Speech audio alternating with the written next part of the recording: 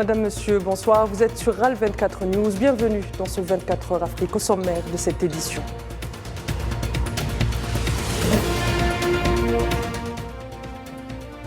Les dépouilles mortelles de 2 victimes algériennes décédées lors du séisme qui a frappé la Turquie lundi sont arrivées ce matin à Alger. L'émotion était palpable à l'aéroport international Houari Boumediene.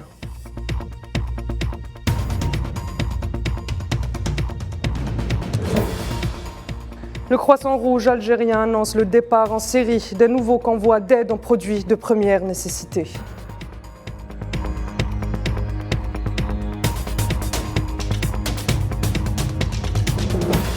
Il y a 30 ans, le destin de l'Afrique du Sud a jamais changé. Après 27 ans et 190 jours de prison, Madiba marche en homme libre le 11 février 1990. C'est donc vers les coups de 8 heures du matin que les dépouilles mortelles des 2 ressortissantes algériennes décédées suite au séisme dévastateur qui a frappé le sud-est de la Turquie sont arrivées à l'aéroport international Houari Boumediene.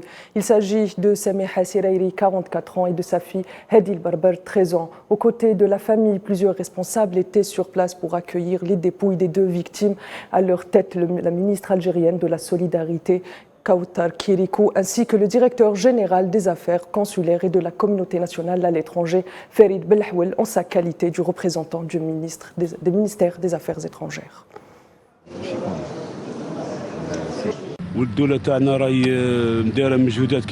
Nos autorités ont déployé d'énormes efforts et je les en remercie. Madame la ministre, le ministère des Affaires étrangères, le ministère de la Santé, ils nous ont tous pris en charge et nous ont aidés. Merci à eux. Et on rappelle que les bilans des morts des 2 côtés de la frontière syrienne et turque ne cessent de s'alourdir. Il atteint les 26 millions de morts au moment où l'on parle. Et l'élan de la solidarité de l'Algérie avec la Turquie et la Syrie ne faiblit pas. La Turquie, comme la Syrie, font face à une véritable tragédie et les besoins en produits de première nécessité sont en augmentation permanente. Le Croissant Rouge algérien a annoncé l'envoi imminent d'un 2e convoi de matériel en toutes sortes d'aides à destination de la Syrie. Les détails avec Leila Gertal. Après le premier convoi d'aide humanitaire vers la Syrie, le Croissant Rouge algérien s'apprête devant la situation désastreuse des sinistrés du séisme à Alep, s'apprête donc à envoyer dans les heures qui viennent une 2e mission humanitaire composée de denrées alimentaires, de couvertures et de matelas pour parer aux premiers besoins des survivants par les temps de froid et de neige qui règnent en ces régions d'Alep, de Hama et d'Idleb.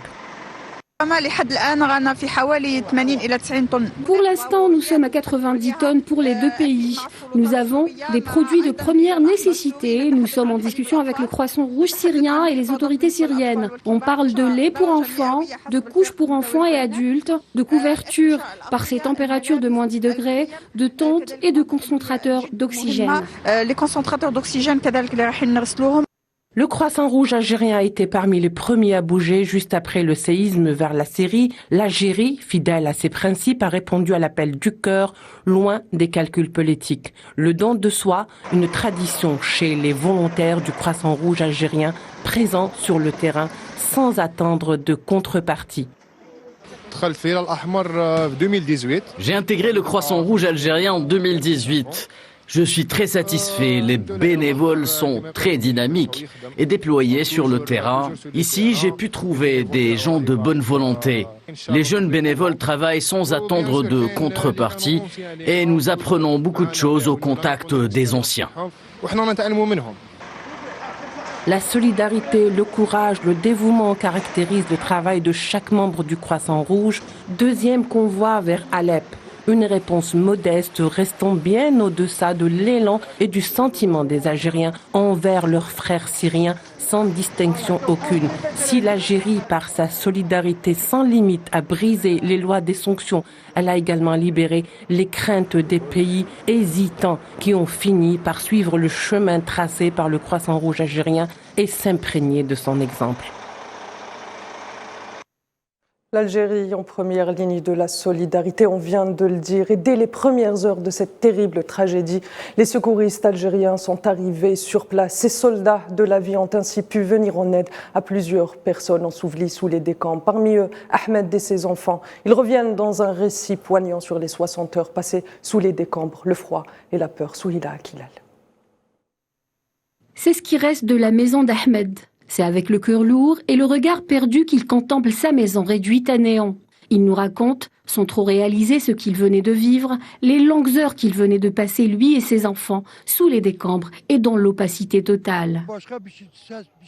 J'étais debout devant la porte de ma chambre au moment où la terre a tremblé. Mon fils a essayé d'attraper ma main, mais en vain.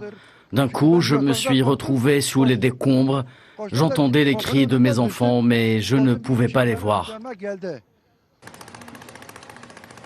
60 heures cauchemardesques sous les décombres de sa maison en ruine à attendre les secours par un froid glacial, ne sachant pas si lui et ses enfants allaient s'en sortir. L'émotion est trop vive, Ahmed ne peut contenir ses larmes.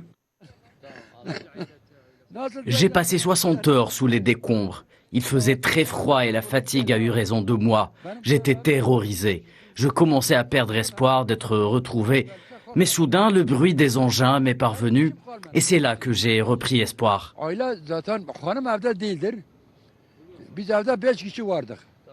Reconnaissant, Ahmed a tenu à remercier personnellement les secouristes algériens qui, après des efforts titanesques, ont réussi à l'extraire des décombres, lui et ses enfants. Dieu merci. Je remercie énormément les éléments de la protection civile algérienne qui ont déployé d'énormes efforts pour nous sortir des décombres. Merci à eux d'avoir sauvé mes enfants. Les enfants d'Ahmed ont été évacués vers Ankara pour être soignés. Sa fille a malheureusement été amputée de la jambe. Lui a préféré rester à Adiaman pour prêter son aide.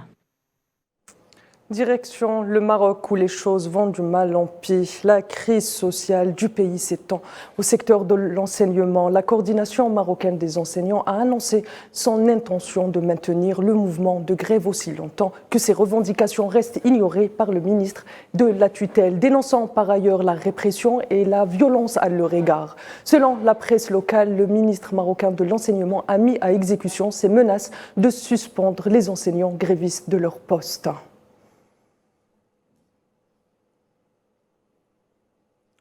Au Mali, le corps diplomatique accrédité a appelé à la reprise du dialogue pour la mise en œuvre de l'accord pour la paix et la réconciliation issu du processus d'Alger. C'est l'ambassadeur extraordinaire de l'État de Palestine au Mali, Hadi Chebli, en sa qualité du doyen du corps diplomatique dans le pays, qui s'est exprimé en nom de ses pairs. Hadi Chebli a exhorté les Maliens à l'union avant de lancer un appel pour la reprise du dialogue pour la mise en œuvre de l'accord de paix et de la réconciliation issu du processus d'Alger, accord qui a connu des difficultés ces derniers temps. Et la lutte contre le terrorisme se poursuit au Mali. L'état-major de l'armée malienne a indiqué dans un communiqué que la FAMA a neutralisé 82 terroristes. Ce dernier bilan s'ajoute à l'interpellation de 35 suspects lors d'une opération spéciale lancée contre les groupes terroristes armés dans la nuit du 6 au 7 février dernier au centre du pays.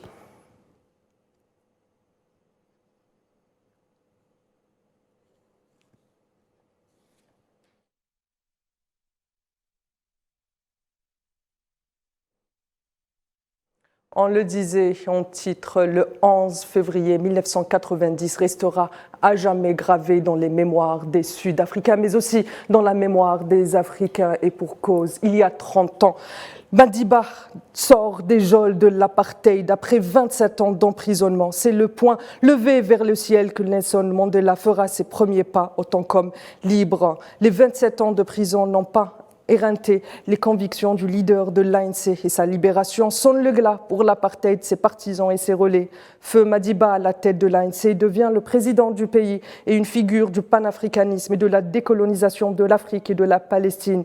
10 ans après sa mort, son héritage reste intact.